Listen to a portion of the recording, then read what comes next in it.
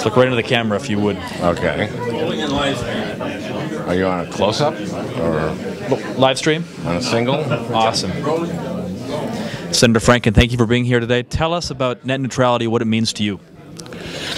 Well, it means keeping the internet what it has been, this incredible source of innovation and of ideas and of free speech, and preventing it from becoming what it frighteningly could be, which is a way of a few corporations controlling all the information that we get. That's sort of the choice, and it sounds incredibly dramatic, and it is.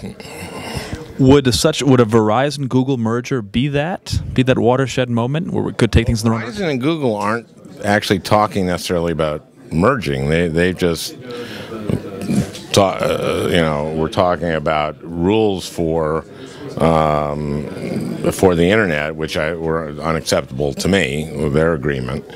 I worry about this NBC Comcast, which I feel is a step toward this concentration of media, where at that point you might see Verizon want to buy ABC Disney, or AT&T buy CBS Viacom, which is Paramount, and essentially have almost, with Comcast, NBC, have essentially all the information in the hands of all the internet service providers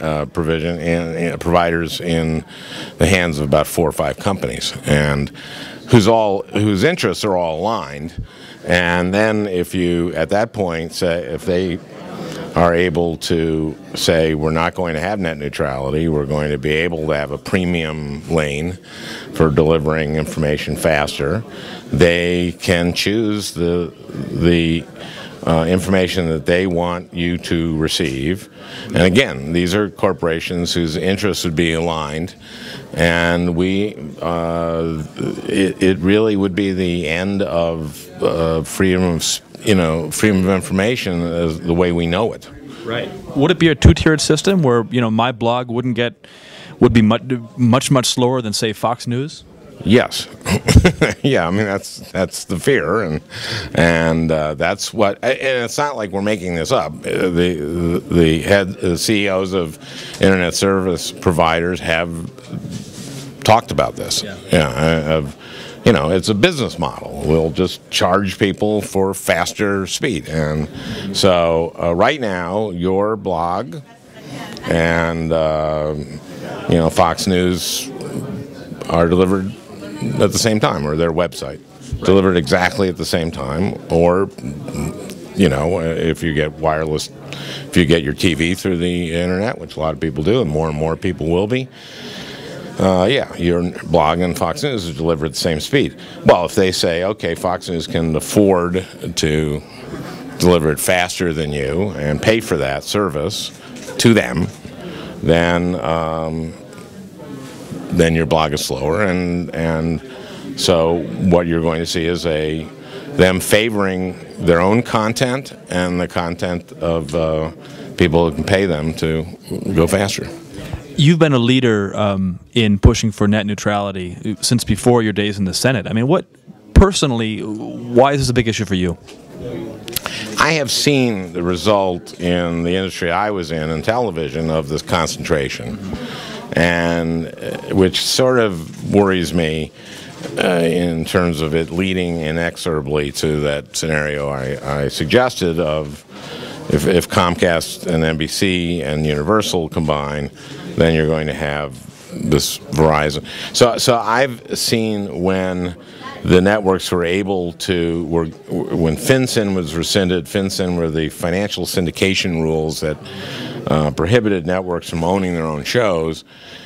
At the end of the 80s, early 90s, they argued that let us own our own shows. We need to be able to do that because of cable.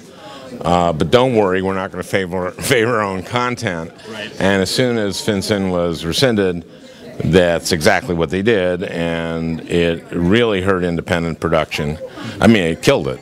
And I think they went from, in about 10 years, from independent producers providing 50% of content to 2%. And that's essentially what happened, is that NBC then provided its own content. Disney, because it's a studio, said, oh, well, let's just buy ABC so we can provide the content to ABC. And Viacom, which is Paramount, bought CBS, and Fox is Fox. Right. So this allowed for that concentration of media, and fewer people making fewer decisions on ideas. And people don't realize, too, that like if Comcast combines with NBC, that's 35 cable networks. I mean, that's Bravo, that's MSNBC, that's CNBC. It's not just NBC. It's the 35 networks that Comcast and NBC own together, that they can charge other cable providers more for. So Comcast is the largest cable provider. It can double what it charges for NBC and CNBC and et cetera. Take that money out of one pocket, put it in the other pocket, but every other cable provider will have to pay double for that content, and it'll crowd out other content, and it'll increase everybody's cable bills. So if you're interested, not from the standpoint of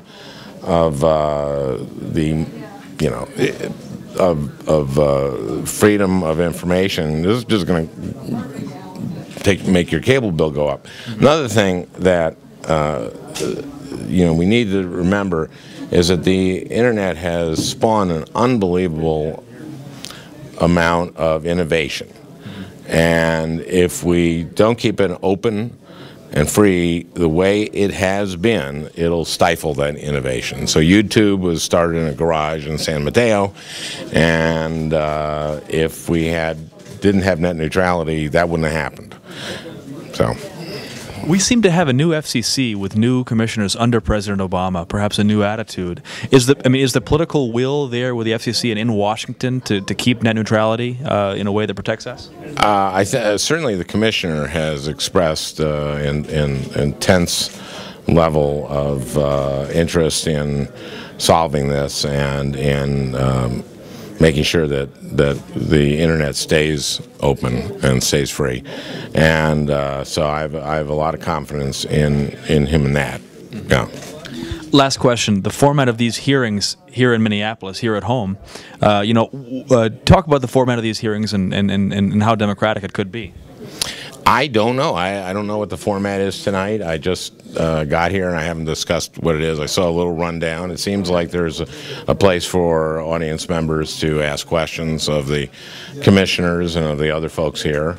I'm going to speak. I have some family in town, so I'm going to leave sort of in the middle of this thing. But hopefully, I don't know, where do you think I could find a record of it? How about the UpTake.org? Oh, I see. Well, then I'll see the rest of it on the UpTake. Welcome home, by the way. How much time are you going to have here?